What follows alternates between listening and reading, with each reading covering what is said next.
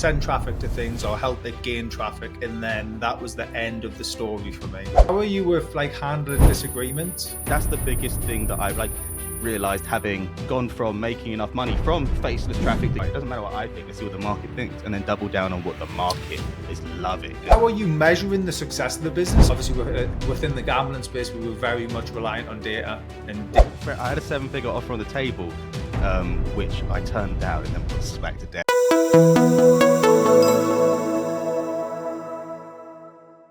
Hi guys, today I'm joined by Jamie IF, and this is part of the Searcharoo interview series, and it will also be on my own personal channel and podcast. Jamie, you're a very successful, obviously super affiliate stroke entrepreneur stroke business guy, so quite a few different hats in one. So it'll be great to hear in this podcast what your story is, your background, any little tweaks that we can make or you have made to your processes. So can you start by just introducing yourself, who you are, what you do, and your journey so far? Yeah, I'm Jamie. I'm 27 from London, but now sort of dotted around living elsewhere. Came up through SEO because I graduated from uni, didn't know what to do, so started that out. Wanted to do like a sort of charity style thing, ran out of money, needed to make money, found affiliate, made some money, trying to get back into it eventually, but need a lot more money for that. So we're still on the mission. Was like a big affiliate SEO, found the SaaS game because it's more fun now, and so I'm still at SEO. I still like doing the ranking and making money and all the fun stuff, but I'm trying to use what I've learned to do not just do organic and do more like multi-channel marketing and try and build big businesses now and use that. So I'm glad that I came up through SEO, but now trying to pivot and use that to build like a real fucking business now. Because as great as making all this money with affiliate was, I thought I could sell these things as assets, but one algorithm update and all of a sudden you lose $1 million overnight. It's like, well, I thought I had a business. I was walking around like I had this in my back pocket, and now it's like I've got a distressed asset, I think they call it in the business game. And so I want to build something on solid grounds. I've learned my lesson. I've been burnt. I've lost a lot of money, and I've made some that I lost a lot more, I think, at this point. And now just trying to build real businesses off it. So the big project now that I've hired a creative director for, Joe, who's on the team, Stephen, who's going to be head of growth, who comes from White Press doing sales, is a SaaS for growing your own affiliate channel. If you're a SaaS company or an agency or anything that runs through Stripe, Paddle, ChargeBee, any of those other payment integrations. And we use everything we've learned in affiliate to build the tool that I wish I'd had when I was growing affiliate programs for SaaS, the products that I've worked on. Channel both having been an affiliate and having been an affiliate manager for SaaSes, and bring together and try and create the ultimate thing to help people scale their affiliate programs. It's called Endorsely. Obviously, there's a few elements there. So I've been in a very similar boat, and I think the problem is, yes, you're getting green arrows, you're getting all the rankings, but there's just no real. It almost becomes quite stagnant and boring, right? Because you're not actually really dealing with anyone other than maybe an account manager who gives you a commission. And then that's pretty much it. You've got no real, although you have skin in the game, you don't have skin in the game because it's not your product. You've got no way of building asset lists or email lists and things like this typically. So it's interesting that there's so many affiliates, and especially the guys who are super affiliates, so earning decent money each month, who make this transition into building their own products or scaling up their own assets and own websites. Because then they actually realize that is typically where the true value of the business starts to develop, rather than just selling the website. Yeah. And it's also I love SEO. I love the game. And when it felt like a fair playground where you weren't just getting smacked for being an affiliate, it was still really, and it still is fun, trying to get around it and make yourself look like an e-commerce brand whilst also, it's all good fun and you feel like a bit of a pirate and all this stuff, but I don't want to do that forever. No. And I would say I'm more energized and more passionate. I'm having more fun now than I've ever had. When you have to build out multi-step funnels that you can profitably run ads to, and newsletter funnels, and pumping leads through different sales software to then send to someone else, and talking about how you can do different strategies, monitoring the data on this stuff. It feels more three-dimensional than SEO was, because it's one channel, content, links, you really like if you're an affiliate or you do display ads, you just have to drive traffic, and then you get paid a base level Mm. based on what that is, based on a CPM or anything else, right? And that's fine. Your job ends at rank, get traffic, done. Yeah. And that's cool. It was so profitable for a while. That's all you had to do. You didn't have to fucking do anything else. You didn't have to be a 2-3 step marketer that like makes all this money and like grows a big newsletter brand, anything else like that. But it honestly, and unfortunately, because it was so easy for a long time, I think I didn't become as good a marketer as a result. Yeah. Yeah. I And agree. now I'm learning it now, and I'm like, oh, this fucking This funnel is is. also this is something that literally even in the last 2 weeks, me and Dooley have been chatting on loads, and it's like, you know what, we're fucking mint at ranking websites. We are crap at marketing. Like we are terrible. Do not ask us about funnels. Like we're very much at the learning phase of all the designing funnels, optimizing the flow, checking out different, like using CRO tools to tweak funnels and things like this, and making sure you increase conversion rates. And then obviously the multi-step approach of, keep on hitting the customer type thing, and not always with sales stuff, obviously just sort of nurturing that lead, nurturing the customer. All of that we've realized we are absolutely terrible at. We're amazing at ranking, we can get things ranking, but we're not so good at the nurturing side and the whole lead process. So it's interesting that also you're in that similar boat, right?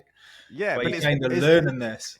is it not like some of the most fun you've had in years though? Like Yeah. I can't stop telling people like, I fucking love the game. Like it's so much fun. But it's interesting because I would have never, like before, I only really ever classified myself as an SEO. That's probably intentional, or a PPC guy because it also can do PPC. But now you start to realize actually to become a marketer, there's a lot more steps. It Yeah. isn't just, I was almost just a traffic driver. That's all I was. I could send traffic to things or help it gain traffic, and then that was the end of the story for me. It's Um, but it's so much more data driven now, and that's so much more fun because like you can feel like, at least before back in the day, like 2022, you could make changes to a page, see that yeah, go from 9 to 7, and you felt like there was no noise. yeah. It was just direct result, and that's nothing more that hits the dopamine than I did that, and then that happened. All we want is like direct results from action so that you can keep improving that, right? Yeah. Now it's more difficult to get that in SEO, but it's like even easier and better for that when you can see I spent X on ads, I got X newsletter subscribers. Over the next 48 hours, X amount of people went through. And it feels like the same kind of dopamine hit that I used to get in SEO from seeing direct feedback and the lack of noise in an algorithm. Yeah. That it is more difficult to get that now, especially if you present as a content first site rather than e-com or SaaS or anything else. It is the fun is back in like real business building for me. Yeah, well, this is like some of the websites I've been working on recently. That it's all more about funnels, increasing average order values, all of this. How can we package up the product so we can increase the AOVs? All of Yeah. this sort of stuff is like, it's a lot more interesting than, oh well, look, I've got it ranking, and Job right, done. what are you going to do now? Like, how do you maximize that money? I have no idea. I don't even know. Don't ask us about a funnel. Just click that affiliate link and buy something. Yeah, So and what we like do? go on. Sorry, go ahead. I was gonna say, like, in the same way, like, I thought that we were building real businesses, and we were. Like, so there were exits happening. I had a 7-figure offer on the table, which I turned down, and then we got smacked to death like 2 months later. We still have Bing traffic. I still can't go below like a very high top 1% salary, but it was not the exit I thought I was going to get right. But I thought this is a real business and all this stuff, and then you can get hit. I think the benefit of this, even though it ups the difficulty level of doing full scale, 3-dimensional marketing and business building operations, the whole lot, is that one, you're not platform dependent, and two, like people pay much higher value. Like I know that they were doing 36, 40x on Empire Flippers and these to sell affiliate sites back in the day. But like, if you're in the SaaS game and you have like 50% year on year growth, and you aren't super like disgusting with like your cap table and like your like margins, you can get 5 to 8x ARR on these things. And so this just Yeah. shows the premium that you can get on a real business. And so like I thought I was building asset value before by reinvesting everything into these sites, but they can get taken away from you. This is more difficult and more powerful for building like real asset value onto net worth as well. So yeah. Arguably a lot harder to package up and things, though. This is obviously why you're getting that much better sort of revenue for for the website. Sorry, for the sorry. See, that's the difference. It's for the company, not for the website. Yeah. Before you were building websites, now you're building a company, right? Which has inherently more value. So, what would you say are some of the biggest challenges you've faced, especially now in like the early stages of this business? What would you say is some of the biggest challenges? Well, so the interesting thing is, this isn't the first SaaS business I've launched. I've tried it. I still have like equity in a bunch of them, investments, all this stuff, and they're to mixed levels of success. Some of them crushing, some of them were really difficult. And so it's interesting, and like one that I think is like the most useful one, cricket. Like, and so like it's because it's not close enough to the revenue. It's about building like your email list on a blog Mm. post and helping there.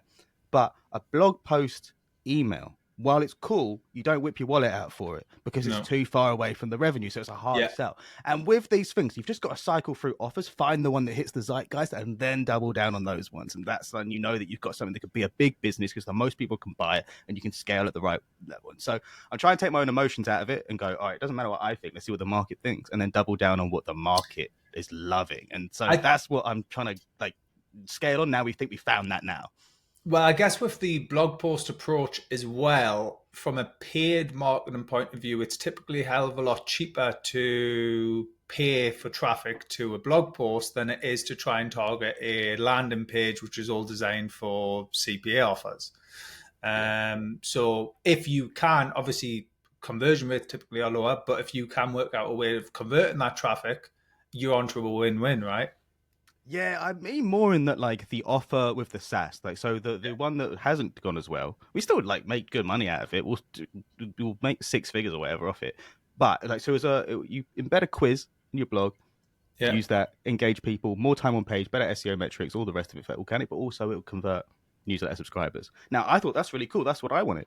But it was a hard sell to get people to pay you $17 a month for because it isn't as close to the revenue. With this other offer we've created around building your affiliate program for a SaaS company that we've spent the last 4 or 5 months just on the engineering side of, we'll launch at like 30K MRR because even just the private people we're talking to are, I want this, do that. Like, I thought we were going to have a software problem in that, like, people would want to self-service and use the software. Everyone wants to just pay us like almost $10,000 a month just to manage the whole thing for them because that's it's so close to the revenue that people just want to go, all right, well, do you do the agency side as well? It's like, all right, I guess fucking I have to now if you're going to pay me. I've been asked too many times. And so like we're testing this out now, but like when you like the offer hits and they don't just go, all right, we'll pay you the $99 a month for the thing.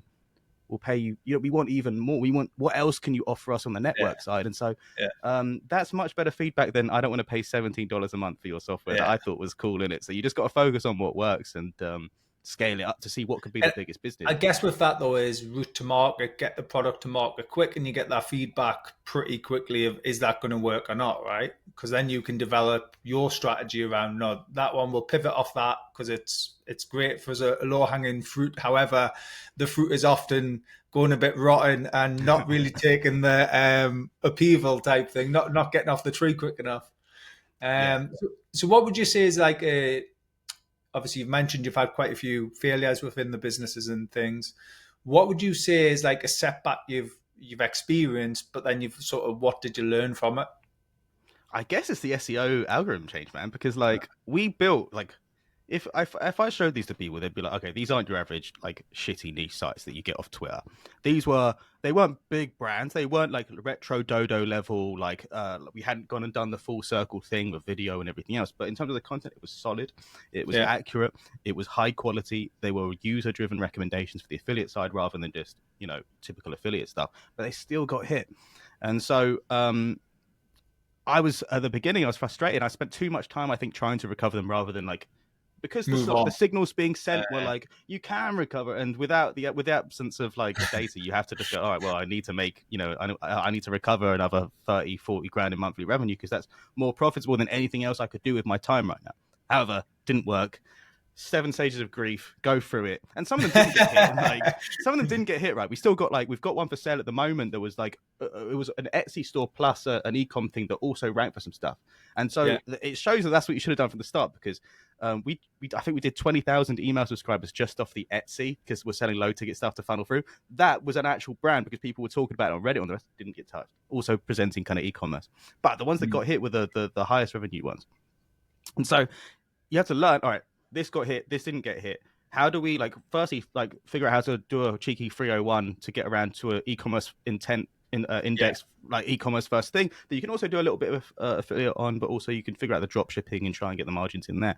But it was more of like okay, am I not just going to the next stage of the same platform risk that I had before? Am I still just solely reliant on Google's organic traffic? And is that really a stock market you want to invest in right now with like AI overviews, the generative search that's going to come in? Genuinely, I think that most people are not thinking about the next 2-3 years where like a generative experience will be completely different to what it is now. And the best idea you can get is by going on Gemini, ChatGPT, and Claude, and seeing what the Yeah. recommendations for top reviews in your niche are. Ironically, Gemini, if you ask it for one of our niches, one of the ones got absolutely smacked to pieces. If you ask it what are good sites to recommend me gear on X niche, it spits out our site and then doesn't say any actual track. We don't write for anything anymore. Oh, But it's still another form of platform risk. Even if you're a SaaS company that relies on Google for organic, or e-commerce that has high-ranking collection pages for certain high-value terms that form a bulk of the revenue, and I don't want to be reliant on that. And so, when we're building out the setback and fix is how do we build things that are not dependent on one algorithm that can be fickle, or at least if we have to be, that is much more like sustainable and stable. For example, I do think that your newsletter inbox will become an AI summary and you won't be clicking on stuff. You'll get it summarized for you within the next yeah. couple of years, Yeah. destabilizing the entire newsletter market that was just like traditionally so stable. But it's still fucking better than Google. Like, so you got like it's still a better bet, right? It's going to be difficult to drive impressions. Same way we launched a community because I genuinely think impressions are going to get so expensive, and engagement and character and bonding emotionally is the last bastion of like non-AI taking. There's like, all right, let's focus on like this is how like the new subscriber, because subscribers mean nothing anymore in terms of algorithmic like reach on YouTube and TikTok, is community member. And Yeah. so that's like, how do we get rid of these low impact, low touch impressions and turn them into high touch impressions as well? Because you can like if you've got a newsletter that's about SaaS growth, which is what we're pivoting into now, it's what I've just hired a creative director to help grow with, is all right, once we go into SaaS growth, it doesn't limit you to just SaaS growth. If you want to grow your SaaS, maybe you need to use a content optimization tool. Cool, I can recommend my SaaS for that. If you need to do anything else around content, cool, I'll send you to the agency. If you're looking to grow your personal brand on LinkedIn because you want to be able to do organic sales growth for B2B, cool, I'll give you to my ghostwriting thing. Like it's all about the community in the building and realizing that these low touch, low faceless impressions off Google are not going to be the thing, and how to turn them into high value, high touch impressions. That's the biggest thing that I like realized, having gone from making enough money from faceless traffic that you never capture to now needing to capture that traffic. And so I know there are things now where you can IP match American page views into emails now with like B2B and stuff like that. And obviously you can't do it in Europe because of GDPR, but you can do those sorts of things now, which might be helpful with just like driving massive faceless traffic. But again, like you have to reach out cold. You don't engage them and make them aware of your brand and all this stuff. And you've got the element of the user being a bit like maybe freaked out. Whoa, how do it's they know arguably who worse I than am? cold, isn't it? Because you might like scare them away, and so like Yeah. it's not the same Like, as like Jesus, something these that's just bad. hacked my website. They know who I am. Like, they're on my computer. Yeah, exactly. And so I think community is the last bastion of this stuff. And how do we build a community around any area that can be taken so we don't have the same level of platform risk Which, as what? with that in mind, Google's probably verifying that themselves in the fact that Reddit's at an all-time as of this podcast launch, it's at an all-time high. I think something like 3 billion traffic. Forums are exploding. Websites with forums are exploding. It's all about sort of user engagement and obviously actually people having their own opinions as opposed, because anyone can just churn out AI content, right? This is the problem now, especially with internet marketing, is every man and his dog is writing AI content. So we're going to pivot a little bit here. And obviously, you've run quite a few successful businesses, websites, sort them, things like this. So how are you managing like sort of teammates and things like that? Do you have like a core team that you take from business to business, or are you packaging them all up in one business and then selling the type thing? How are you Yeah, managing that element? yeah. So traditionally on the niche sites, what we had was a team of typically freelance paid by. We moved away from the per word like payment structure, because I just didn't think it incentivized like clean, clear, concise content. Yeah. It could lead to like wordy content. So we'd have freelance people that were paid by the piece, and we'd agree on that price, and we paid them, it was above an industry rate, just to try and get the most like high quality. Well, it didn't make any difference in the end, but that was the philosophy. And so yeah, and so like we'd even have these things where they could communicate, this is an infographic that would be good here, and it's like they could like sketch it out, and so we could like try and make it a really good user experience. And so we had freelance plus virtual assistants that would then be able to create those, that would then manage graphic designers and stuff like that were in there, that were all managed by me, and then the number two in the company, who was Joe, who helped with all of these things and also grew the Etsy stores a lot as well. He then once we like scaled down the niche sites, because we sort of kept them on, like, because we still had good traffic from Bing and other places, but it wasn't really dependent on being super active, and so we sort of left them on the back burner to see what would happen. He went and worked for the founder of Sparkloop as his like number two for a while. Sparkloop being the newsletter buying subscription company, got bought by ConvertKit.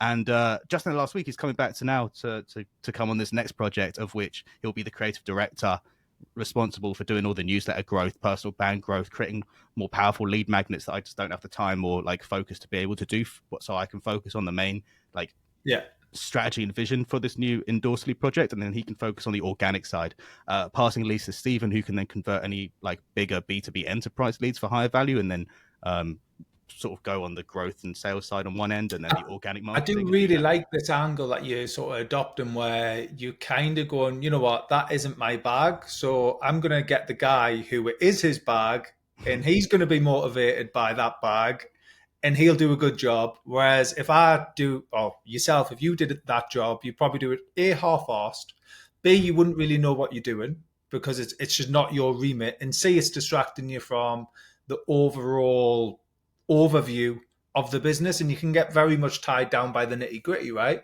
Whereas, getting this Joe guy who clearly has a lot of experience of newsletters and things, you'd like to think he's going to be the top dog at that area. That's his bag. Stephen, obviously, we all know Stephen. He's a very good sales guy.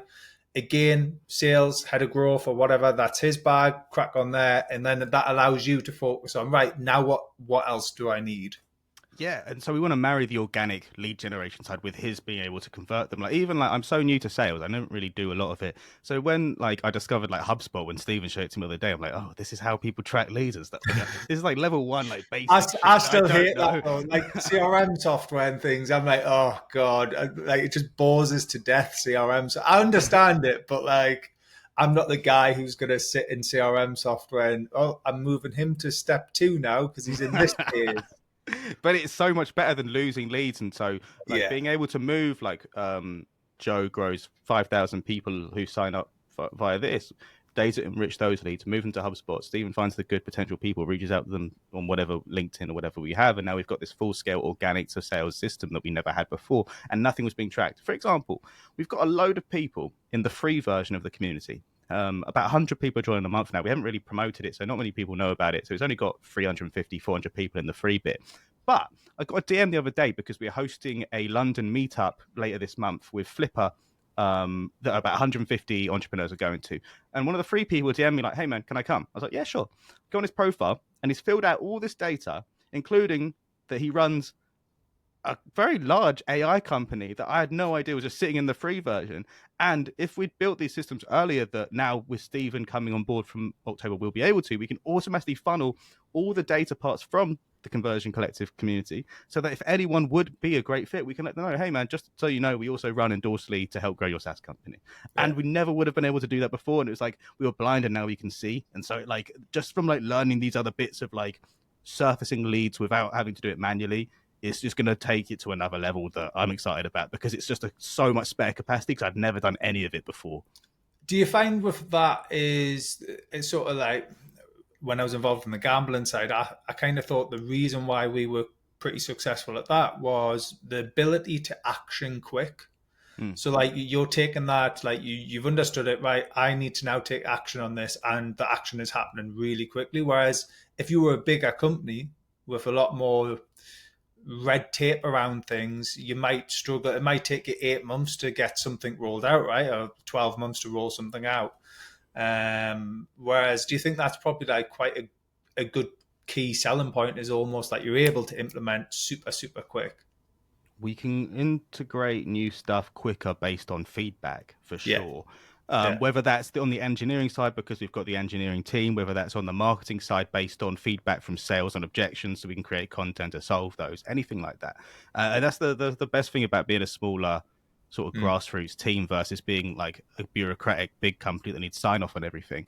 But that also comes with disadvantages because if they do lock it in, they can go and pull money in something in a way that you can't. So you have to be quicker and get distribution before they get their operations in place because they can. I mean, I think that we're pretty good marketers, right? Like as yeah, it like in terms of like getting quick traffic. We've driven traffic. We've been able to get people to buy stuff for other people in the past. Now we've got to do it for ourselves. But it's also like a share of voice game. Like if Adobe come and do the same stuff that everyone's doing right now with AI photo generation, it's going to be hard to compete with that. But if they get that offer right, because there's people like Levels and everyone else that are doing these AI headshots and stuff, which is a potential huge market.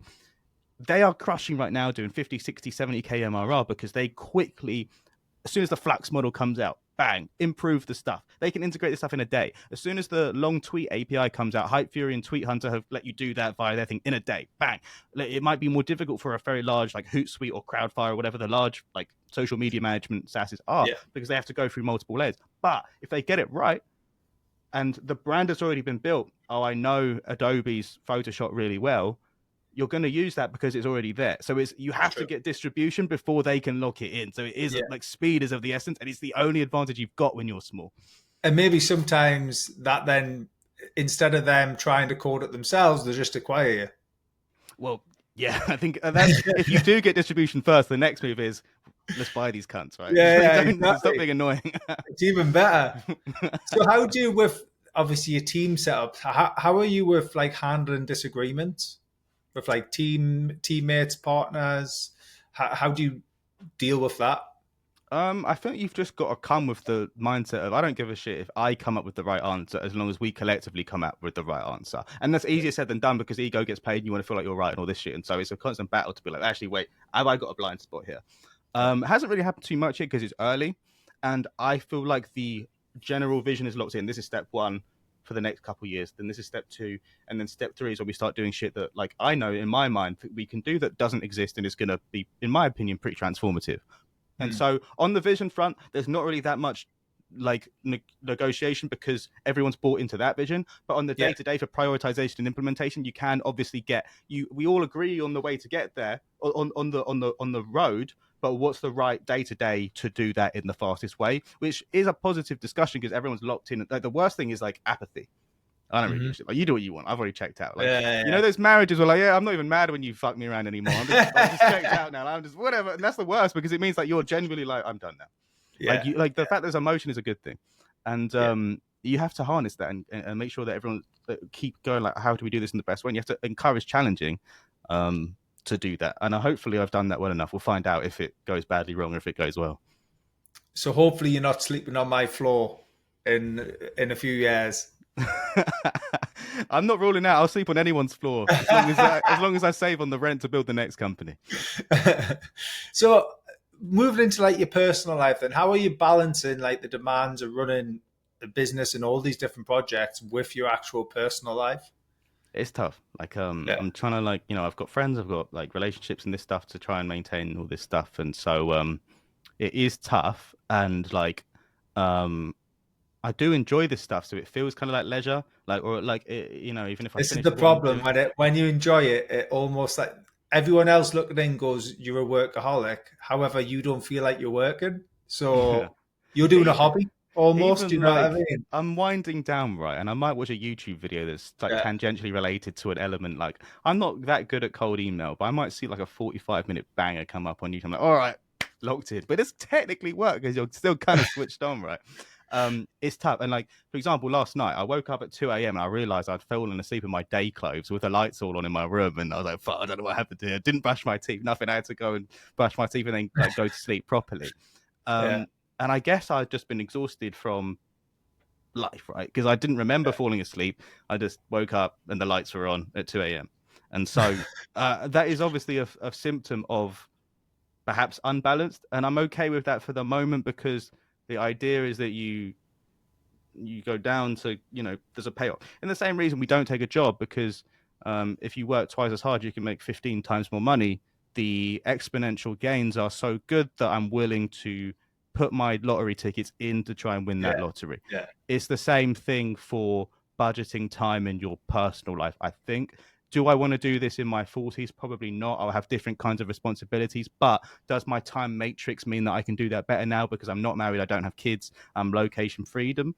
Yeah, probably. So this is the best time to take that risk and perhaps like be unbalanced in some levels of work-life balance. So with that unbalance though, so obviously I've got quite good at developing um, habits and routines, which help obviously keep you focused. So obviously, one of mine is every morning I'm up at around 5:30. I steam room for 15 minutes, a cold plunge for 5 minutes. I do half an hour cardio, and then I'm on with the day. Um, I would say that has exponentially helped a mindset because when you're freezing cold, you are sharp, right? Well, you are sharp. So it's helped mindset. It's helped organize my day. So in the cardio elements, usually, well, throughout the whole, it's about an hour. The whole process throughout the whole hour, it's kind of me sitting there, well, doing the work, but thinking through my day as it's going to come, and then working out where prioritization is going to lie. So that's kind of helped me. But do you do anything in that sense, like a routine that you've got that just you do every day?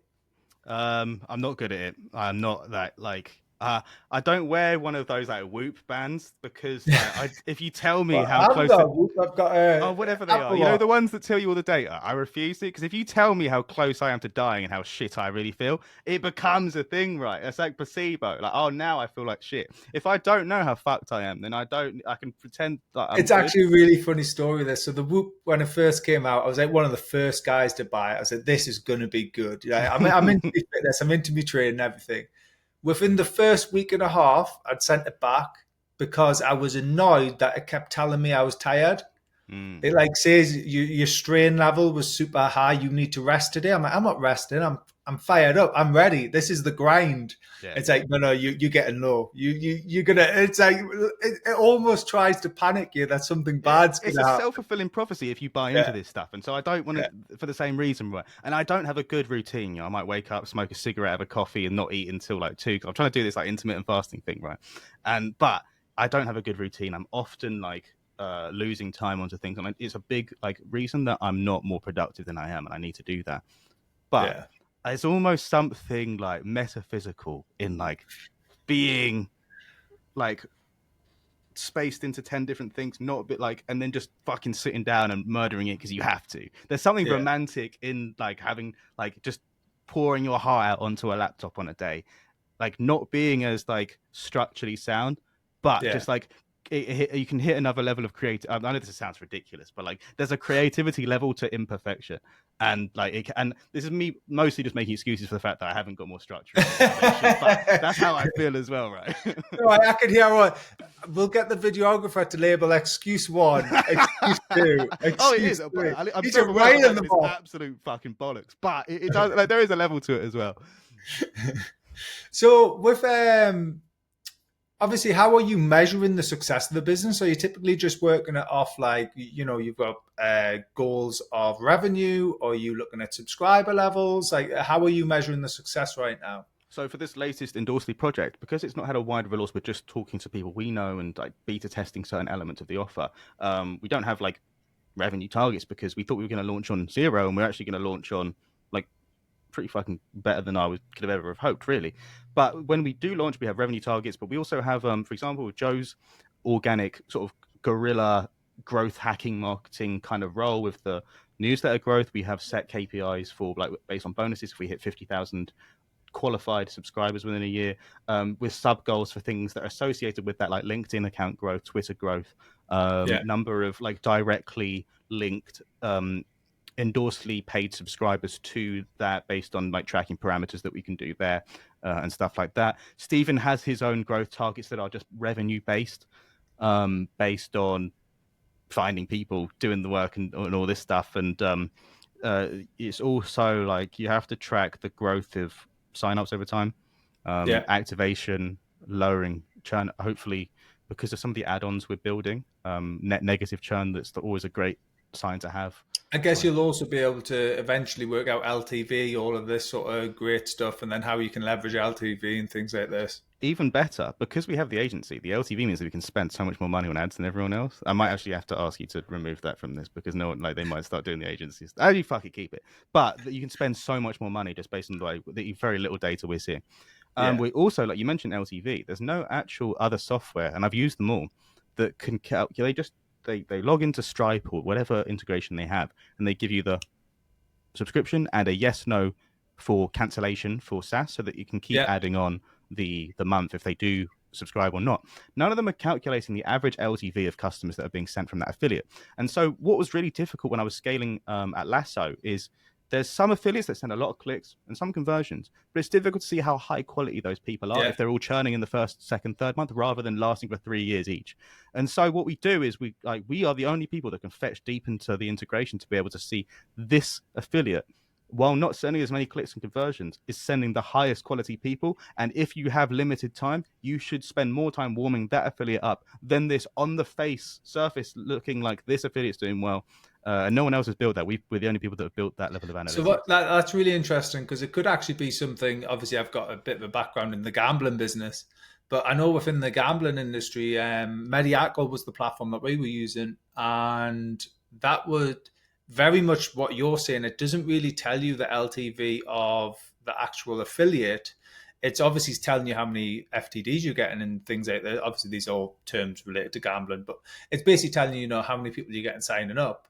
But it's not actually telling you like any more data on LTV. Obviously, it's saying how much the affiliate's getting this kickback and things like this, but it's not telling you the quality of that traffic from that Yeah. affiliate. And then, obviously, depending on the offers, it would vary as well. I very much guess that because then you could split test offers as well, right, with different affiliates. Yeah, you can even split test like different commission rates if you hit certain levels, see what the Yeah, incentives are, one-off bonuses to see what that is, and you basically split test like what gets the best results in terms of traffic once you've made the affiliates aware of the different incentives to yeah. see what leads to the most marginal revenue on top. Awesome. No, honestly, it sounds really good for especially the company side. Like that's something that I think, obviously, within the gambling space, we were very much reliant on data and data trying to deal with data. At the same time, we were white label, so also dealing with the fact that you don't get as much data as you probably should because obviously the partners don't give you everything. So, what would you say is the best piece of business advice you've ever received?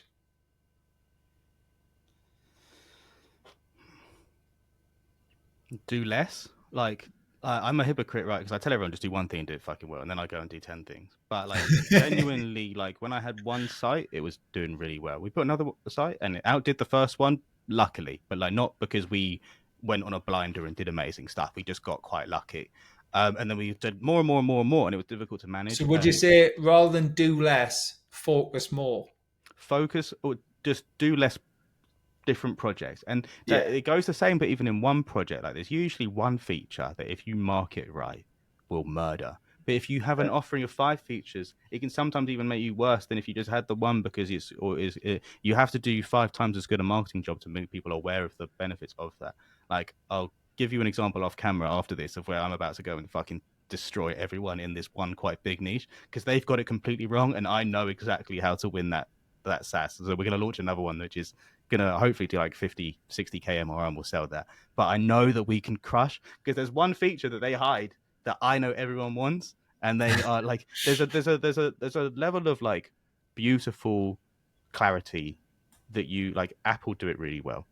That Hmm. it's just like, don't fucking add too much shit that like 1% of, if less than 20% of people use it, it's probably not like integral. And so like do less things and do less things within the less things. Yeah. Well, you hit the nail on the head. If you think, what was it? A guy called, let me just quickly Google it. OFY.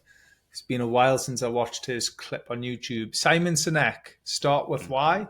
And if you watch one of his original talks, how great leaders inspire action, he like hits the nail on the head about Apple and how they've done so well versus Microsoft, which arguably was at the time an absolute like behemoth, and now Apple is trumping them.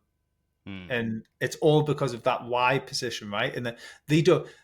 You can go in and buy a laptop, but you buy into the vision of Apple. So then Feels good.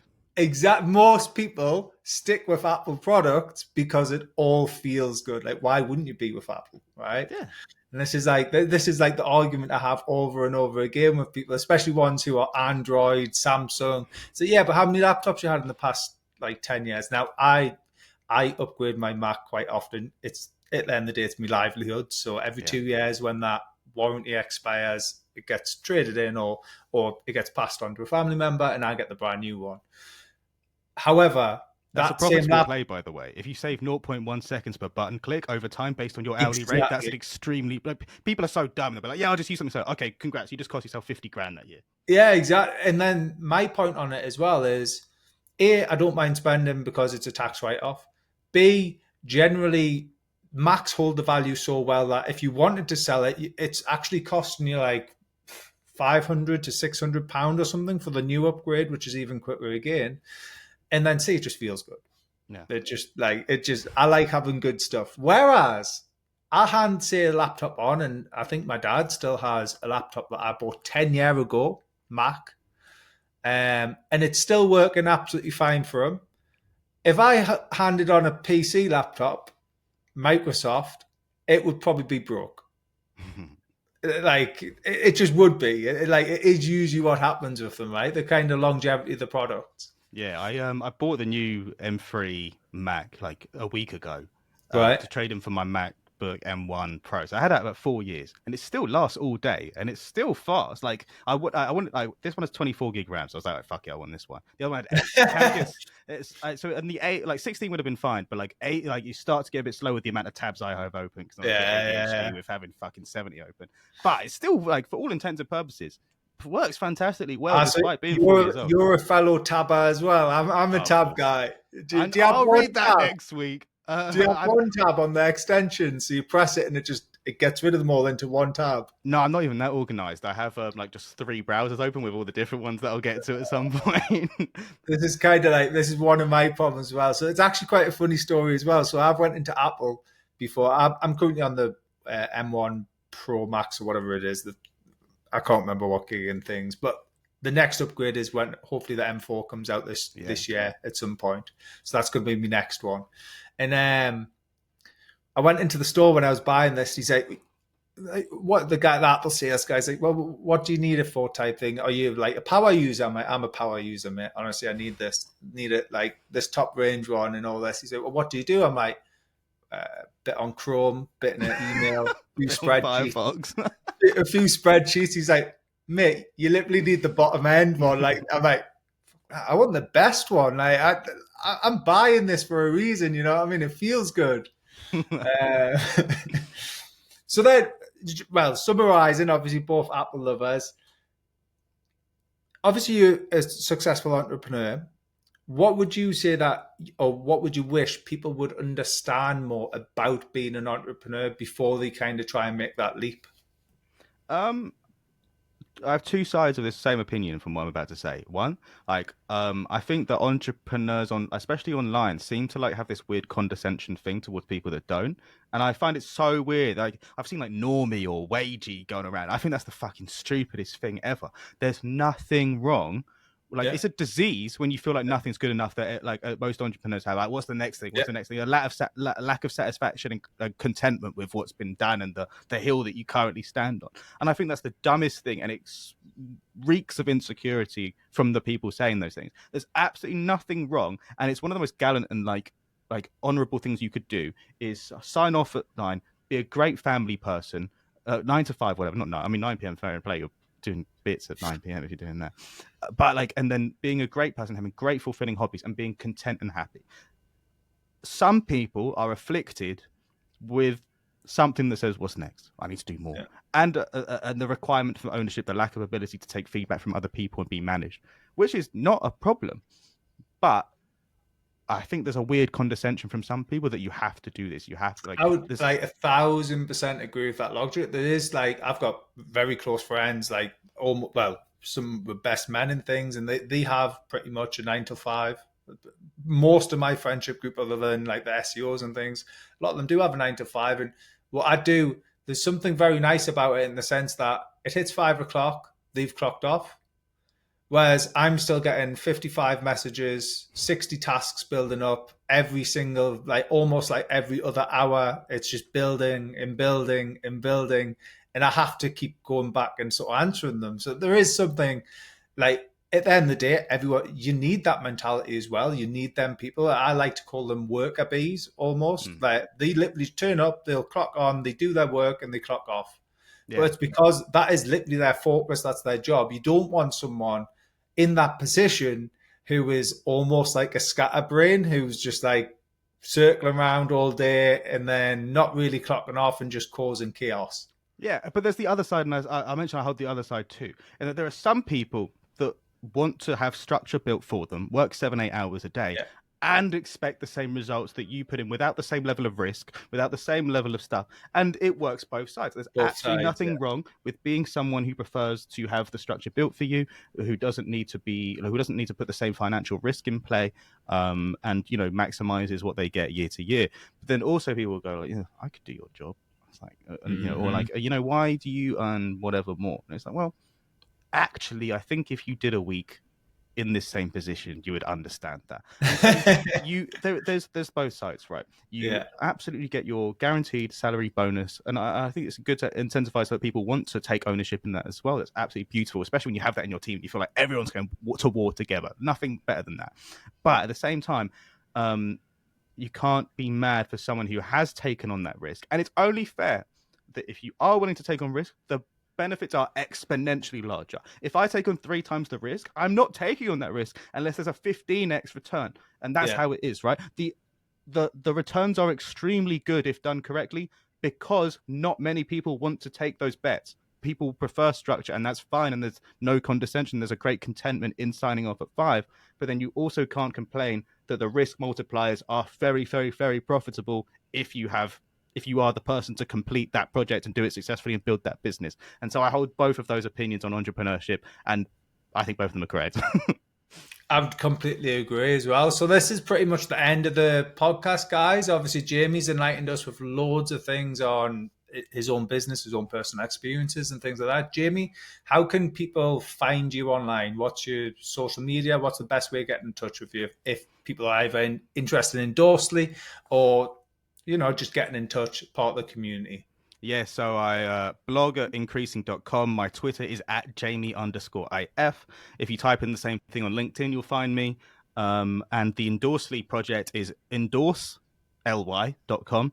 And if you do run a SaaS that you want to grow your affiliate marketing channel, we offer self-service tracking platforms on there.